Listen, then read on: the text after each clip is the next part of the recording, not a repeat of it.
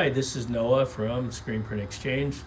So I've installed the new speed controller with the ferules. There's a previous video, and I figured out what was making this contactor stutter, and the head would go and it was the speed controller. It could have been a bad contactor. I did replace that one, or it could be a bad snap switching back or a bad motor. And but on this case it was the speed controller. So I'm going to show it. I'm going to use the head up head down button, and this thing is not stuttering anymore because it was the speed controller. So what happened is one of the MOSFETs, there's like at least 4 that they like, so to control like the energy and everything and the switching, and one of those were bad, and that's typical on any speed controller. Anything electronic can fail at any time.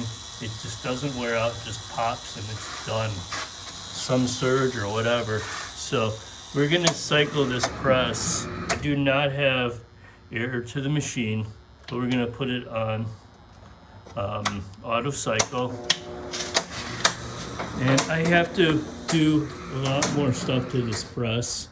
I have to add a snap switch that will make the squeegee and flood bar go up and down. And that's a typical fail on some of the machines. And then I have to go through all the other things that need to be repaired, or air leaks and whatnot.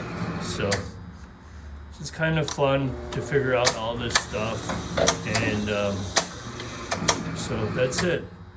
And it's nice and quiet. It's not making like the surge noise anymore. And so if this thing right here or any of these are doing that, it's either this one, which is the head up, or the stroke.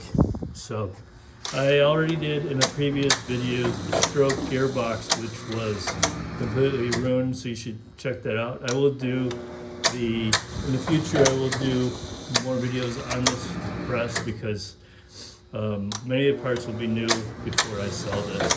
Thanks, and like, and keep on watching. There will be more. Let me know what other machines you'd like me to show how to fix and their trouble points in them. Thank you. Bye.